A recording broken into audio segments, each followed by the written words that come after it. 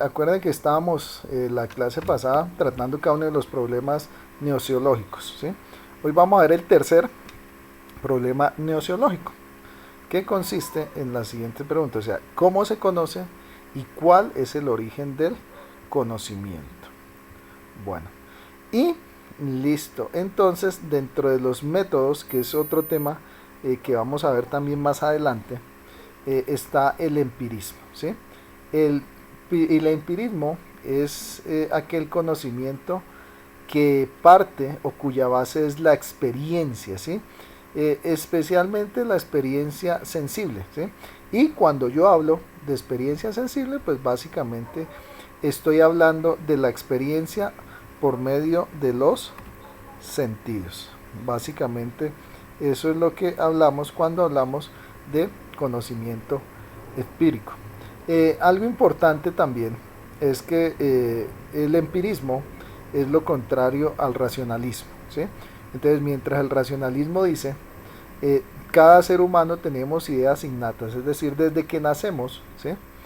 A medida que nos vamos desarrollando, pues existe dentro de nuestra cabeza, dentro del cerebro, dentro de nuestra mente, una serie de ideas que nos dan una percepción del mundo, una idea del mundo, ¿sí? Mientras que el empirismo dice no, no existen ideas innatas, ¿sí? Sino que nuestra mente es como un tablero, ¿sí?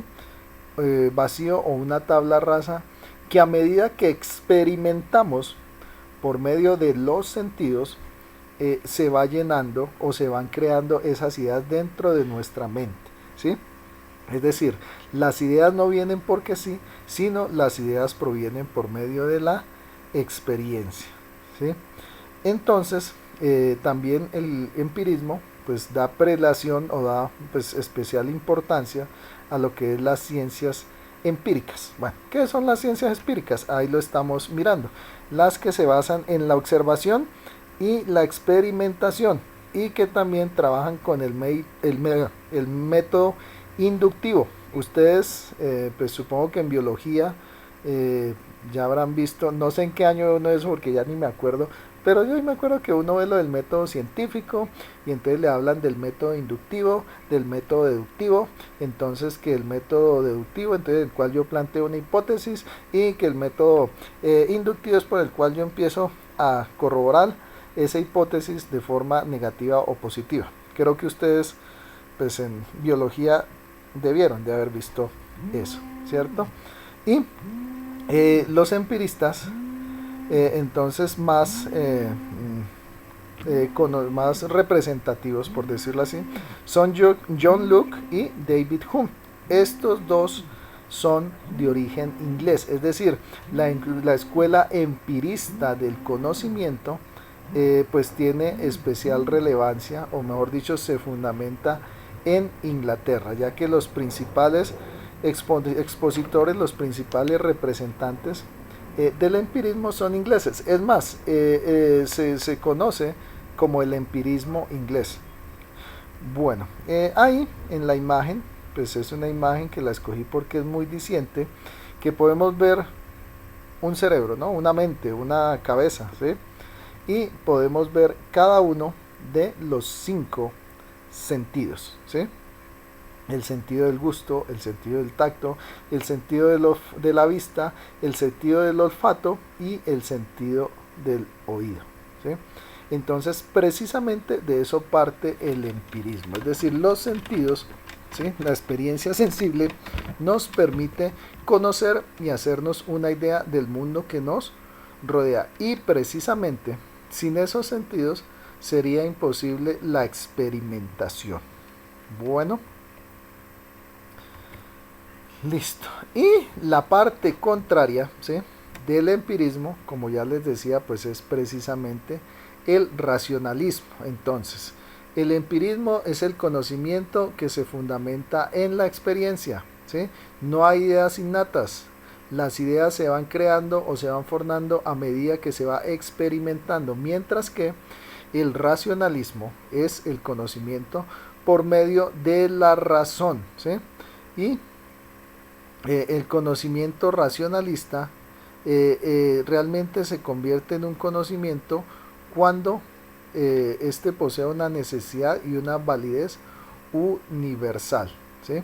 También se habla que el racionalismo es el paradigma del conocimiento matemático. Bueno, ¿por qué? Listo, voy a hacer la siguiente pregunta, entonces piénsenla un momento. ¿Por qué se dice que la matemática es una ciencia racionalista, ¿sí? Y no empirista, ¿sí?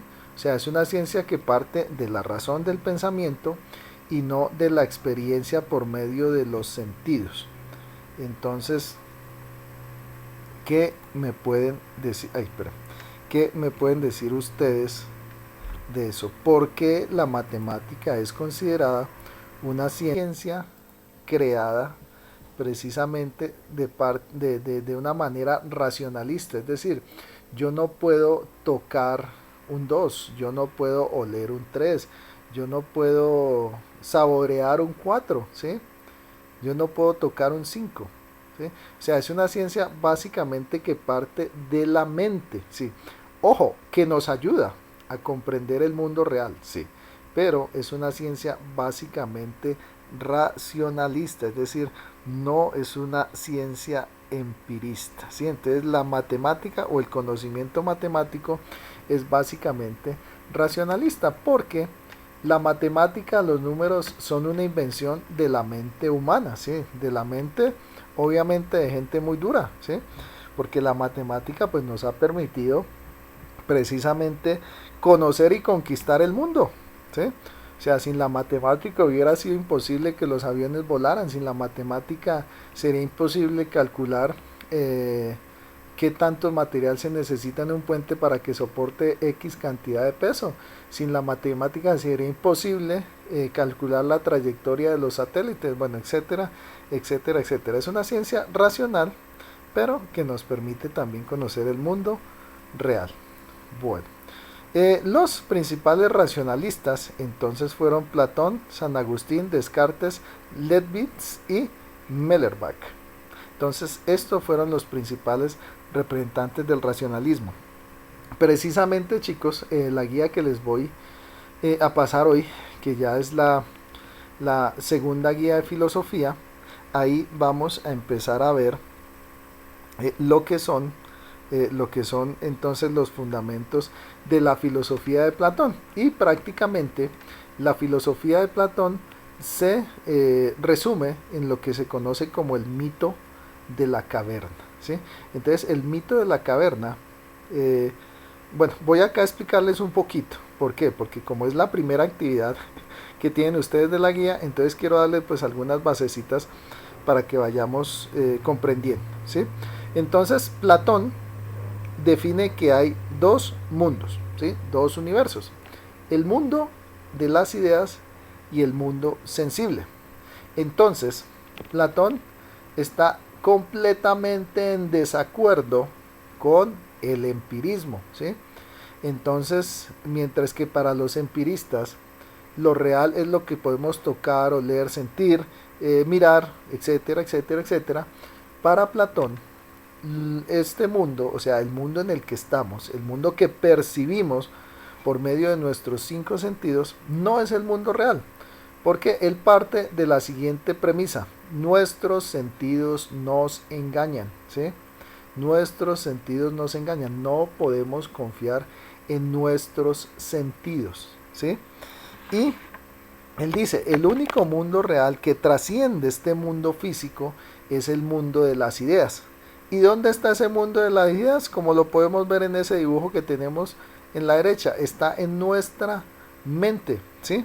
Entonces, aunque nuestro cuerpo muera, aunque nuestro cuerpo ya no exista, nuestro pensamiento, ¿sí? Trasciende, ¿sí? Entonces él dice, el mundo, ¿sí? El mundo de las ideas, ¿sí? Es el mundo real, ¿sí? Este mundo que percibimos es un mundo en el cual cuyos sentidos nos pueden engañar. Y bueno, en su mito de la caverna, que voy a tratar de resumirlo porque como les digo, pues es la primera actividad, él habla de que hay dos prisioneros que llevan desde pequeños metidos por allá en una cueva, ¿sí? Resulta que en esa cueva hay una fogata, ¿sí? Esa fogata pues emite luz, ¿sí? Y esa fogata está para el lado de la entrada de la caverna.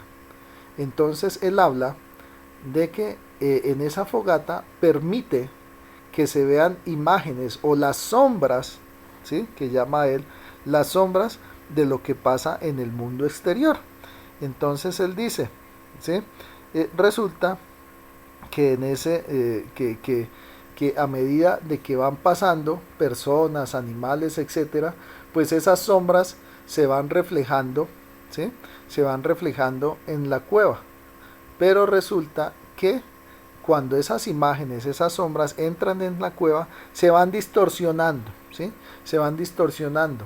Entonces ellos lo que perciben esas sombras son solamente una muestra del mundo real, ¿sí? Después él pasa a hablar de que uno de aquellos prisioneros logra liberarse, ¿sí? Logra liberarse y él sale al exterior. Lo primero que pasa cuando sale al exterior es que él le molesta su vista y le molesta los ojos. ¿Por qué? Porque toda su vida ha estado en una cueva oscura, ¿sí? Entonces cuando sale por fin a la luz, ¿sí? Cuando sale por fin a la luz, pues sus ojos le molestan, ¿sí? Y no se acostumbran a la luz porque nunca pues han percibido la luz. Dice también, continúa diciendo Platón, que a medida que el hombre va acostumbrándose a la luz del sol, pues poco a poco va viendo el mundo real, es decir, el mundo fuera de esa cueva. Y entonces él se da cuenta que esas sombras que ellos veían ahí dentro de la cueva no tienen nada que ver con el mundo real. Es decir, que esas sombras que él veía del mundo exterior, ya cuando él entra al mundo real, pues es algo completamente distinto, ¿sí? Entonces él conoce y se da cuenta que toda su vida vivió engañado, ¿sí? Vivió en la oscuridad. Después continúa Platón diciendo que este prisionero decide entrar y liberar a su compañero, ¿sí? Entonces entra donde su compañero, le dice, mira, estamos acá atados, lo que nosotros veíamos y percibíamos como real no lo es, ¿sí? Salga conmigo, hermano, vea el mundo real. Pero se dice que este prisionero pues tiene cierta renuencia, ¿sí? Cierto temor a salir, ¿sí? Y termina entonces quedándose ahí. Bueno, ya para resumir, pues es mucho más largo, pero resumiendo, entonces ya Platón termina diciendo de que entonces ese prisionero, ¿sí? Ese prisionero que sale y ve la luz, se corresponde con el filósofo, ¿sí? O sea, el filósofo cuyo fin es salir y ver y conocer la luz del conocimiento, ¿sí? Y que ese prisionero también representa la humanidad. Entonces el deber del filósofo es brindar la luz del conocimiento científico, del conocimiento filosófico a la humanidad que se encuentra en una cueva, que se encuentra atada a la ignorancia, ¿sí? Y precisamente, volviendo a lo que decimos, él dice, el conocimiento real, el conocimiento factible, es el conocimiento racional, es decir, esas ideas innatas que tenemos dentro de nuestra mente son las que realmente construyen y nos permiten concebir el mundo y el verdadero conocimiento, ¿sí? Y para él, entonces, el mundo físico en el que vivimos no es el mundo real, porque es un mundo que es finito, ¿sí? Empezando por la vida de los seres humanos. La vida de los seres humanos es finita, tarde que temprano se va a acabar, pero su razón, su conocimiento, sus ideas van a trascender más allá, ¿sí? Más allá de este mundo físico. Entonces, Platón divide en el mundo de las ideas y el mundo sensible, dándole especial importancia al racionalismo, ¿sí? Es decir, al uso de la razón, al conocimiento que viene de las ideas y no al conocimiento que viene de la experiencia, porque él dice, la experiencia no es garantía de nada, porque si nuestros sentidos nos engañan, pues la experiencia también nos va a engañar. Bueno, chicos, no sé si hasta ahí me he hecho entender con lo del racionalismo. ¿Sí? Hasta ahí me he hecho entender. Listo. Yo sé que es algo complicado, pero bueno, vamos a comprenderlo. Listo. Entonces, si ven, empirismo es lo contrario a racionalismo y racionalismo es lo contrario a empirismo, y cada uno tiene sus propios representantes. Bueno, otra de las corrientes filosóficas del conocimiento es el intuicionismo, ¿sí? Entonces, el intuicionismo es el conocimiento que es producto de la captación inmediata del objeto. No hay intermediario entre el objeto aprendido y la mente que lo aprende. Bueno, aquí vemos algo que es como una, ¿cómo les digo yo? Una mezcla entre el racionalismo y el empirismo, ¿sí? Por ejemplo, digamos, a María Fernanda siempre le han dicho que es el mar, ¿sí? Entonces resulta que María Fernanda nunca ha visto el mar, ¿sí?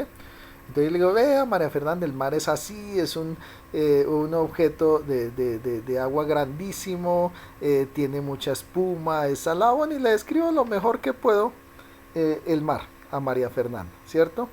Ella se hace una idea, que puede ser la correcta o puede ser la incorrecta, ¿sí? Entonces, ¿qué pasa? Que María Fernanda, entonces, cuando por fin llega y conoce al mar, se mete al mar, entonces se mete a las olas, entonces en esa primera experiencia, ella ya por fin puede tener una idea clara y concreta, ¿sí? De qué es el mar, ¿sí? Entonces puede que algunas de las ideas que yo le di del mar, que ella se hizo del mar, pues ella diga, no, pero es que lo que me dijo el profe David del mar no es así. Él me dijo que el mar era, bueno, por ejemplo, digamos, yo le dije que el mar era horrible, entonces él me dijo que el mar era horrible, pero yo acá metiendo el mar es muy bonito, ¿sí? Él me dijo que el mar era resalado y pues a mí tampoco no me parece tan salado. Él me dijo que el mar tenía espuma, pero vea, acá en el mar donde yo estoy el agua es clarita, es azulita. Entonces, ¿qué pasa? Que en el intuicionismo no hay intermediarios. Es decir, puede que yo le haya dado una idea a María Fernanda de qué es el mar, pero realmente hasta que ella no se metió, ¿sí? Exacto, captó ese objeto, ¿sí? Ese objeto, pues hasta ese momento, pues ella no se pudo hacer una idea real de lo que es ese objeto. Entonces el intuicionismo es ese conocimiento, ¿sí? Esa idea que yo me formo de esa captación o esa experiencia directa que yo tengo con un objeto, ¿sí? Entonces en eso consiste también el intuicionismo, es decir, no hay intermediarios, o sea, yo puedo echar mucha carreta, ¿sí? Yo le puedo decir todo lo que quiera a María Fernanda acerca del mar, pero hasta que ella no se mete y experimenta el mar, pues ella no va a tener una idea clara de lo que es el mar. Entonces, espero me haya hecho entender también con lo que es el intuicionismo. Bueno, y por último, tenemos el revelacionismo, ¿sí? Que básicamente, ¿qué es? El conocimiento que proviene de Dios, un ser superior y sobrenatural. Entonces, todas las religiones, sí, todas, se basan precisamente en este tipo de conocimiento, en el revelacionismo. ¿Por qué? Porque todas las religiones, entonces, tienen como base un ser superior, ¿sí? El judaísmo, el cristianismo, el shintoísmo, ¿sí? El islam, o sea, todas las religiones entonces parten, ¿sí? Del conocimiento de un ser superior, ¿sí? Y ese ser superior es la fuente del conocimiento, ¿sí? Entonces, por ejemplo, para el cristianismo, entonces Dios es la fuente precisamente del conocimiento, y ese conocimiento pues está en la Biblia. Es decir, la Biblia para los cristianos, más que ser un libro digamos con historia, es un libro que rige una forma de vivir, ¿sí? Es el libro donde está consignado todo lo que dice pues ese ser superior, todo lo que dice Dios, y ese libro es el que da las pautas para cómo vivir, ¿sí? Y entonces el revelacionismo parte de eso, de la idea de un ser superior y sobrenatural, ¿sí? Del cual parte todo el conocimiento, todo el saber, ¿sí? Entonces básicamente ese es el conocimiento que manejan pues las religiones, ¿sí? Y en el caso del cristianismo pues entonces pongo el ejemplo, entonces es Dios, ¿sí? Aquel ser superior, ¿sí? Aquel ser que creó al hombre, ¿sí? Y aquel ser que por medio de la Biblia le da unas pautas, ¿sí? De comportamiento, de conocimiento al hombre. Bueno, y nos vamos ya al cuarto problema gnoseológico, que parte de la siguiente pregunta: ¿cómo podemos verificar nuestros conocimientos? Me disculpan un momento acá, chicos. Un momentico. ¿Qué pasó, madre? ¿Quién es? Atiéndala, atiéndala, porque yo todavía tengo 10 minutos, 8 minutos ahorita. Váyala atendiendo usted. Pues dígale eso, que se le está regando y eso. Ahí entonces, pero yo ahorita estoy en clase. Entonces, ahí le toca a usted. Bueno, perdón chicos, es que por acá llegó alguien a la casa y me estaban preguntando algunas cosas, pero bueno, ya, seguimos acá. Listo. Entonces, tenemos el cuarto problema gnoseológico. Entonces, teoría sobre la verificación del conocimiento. Entonces, hay una primera teoría que habla de la teoría de autoridad, que postula la existencia de una fuente infalible del conocimiento. Esta tiene mucho que ver precisamente con el revelacionismo. Es decir, la teoría de la autoridad plantea que hay un ser superior o una fuerza superior, ¿sí? Que es la fuente de todo el conocimiento y que ese conocimiento es infalible, ¿sí? La otra, entonces, es la teoría de la coherencia, que postula las premisas o postulados verdaderos a partir de los cuales se establece la verdad de las inferencias. Entonces, la teoría de la coherencia parte de unas premisas o postulados, ¿sí? Con ustedes, bueno, eso lo vemos en 11, pero voy a darles pues algunas bases también de lo que se conoce como la lógica proposicional. La lógica proposicional fue uno de los primeros métodos que se aplicaron para el conocimiento científico. Les voy a dar un ejemplo muy sencillo. Por ejemplo, un ejemplo de una proposición lógica es: todos los hombres son inmortales. Tenemos la primera premisa, el primer postulado. Juan es un hombre, ¿sí? Tenemos el segundo postulado, la segunda premisa. Por lo tanto, Juan es inmortal, ¿sí? Entonces, de estas tres premisas lógicas, llegamos a una conclusión lógica. Es decir, que si todos los hombres son inmortales y Juan es un hombre, pues, por lo tanto, Juan va a ser inmortal. Entonces, precisamente, estas premisas o esos postulados permiten, ¿sí? Permiten que haya una coherencia. Por ejemplo, si yo digo todos los hombres son mortales, Juan es un hombre, por lo tanto Juan es inmortal, entonces estoy teniendo ahí una contradicción, ¿sí? Una contradicción, ¿sí? ¿Por qué? Porque no hay coherencia entre la primera premisa, que dice que todos los hombres son mortales, y la segunda premisa, que dice que Juan es un hombre, y la conclusión, que dice que Juan es inmortal. Entonces, si todos los hombres son mortales, Juan es un hombre, entonces Juan debe ser mortal, ¿sí? Bueno, la otra teoría, ¿sí? Es la teoría cartesiana, que dice que una idea es verdadera cuando es clara, simple, distinta e indubatible. Es decir, que una idea no debe haber, como dice, ni una sombra de duda, ¿sí?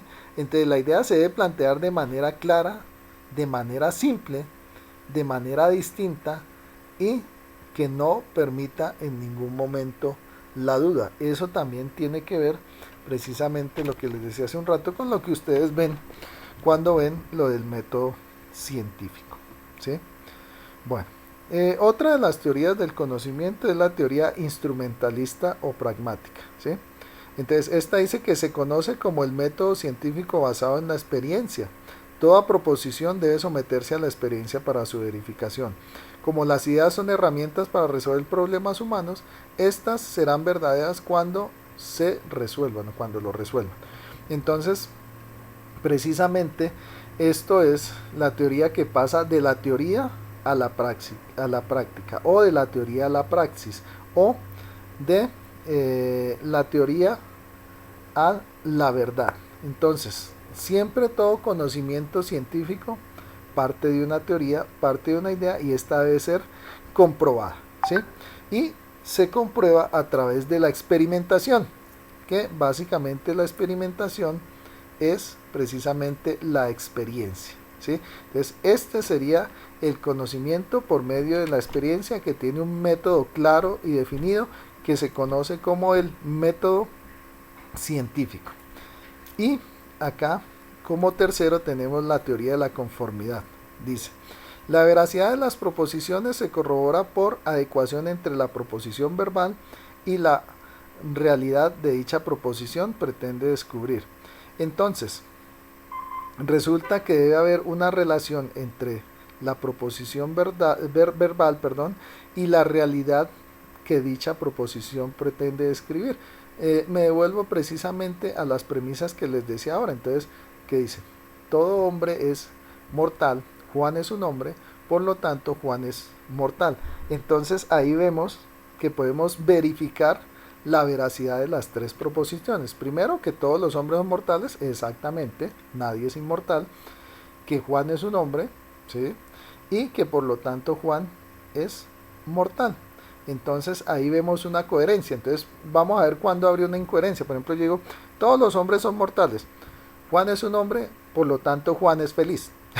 Entonces, si ven ahí me estoy desviando, ¿sí?, de la veracidad. O sea, puede de que sea verdad, pues Juan es feliz, pero no está yendo en concordancia, ¿sí?, ni está corroborando, ¿sí?, la primera proposición, ¿sí?, que me dice que todos los hombres son mortales, que Juan es un hombre y que por tanto Juan es feliz. O sea, ahí me estoy desviando del propósito. Entonces debe haber una conformidad, debe haber una coherencia. Bueno, chicos, me disculpan que voy a terminar algunos minuticos antes, pero es que por acá llegaron y necesito atender a alguien. Bueno, de todas maneras son apenas 2 minuticos. Chicos, pues entonces muchas gracias por estar hoy en la clase. Entonces nos vemos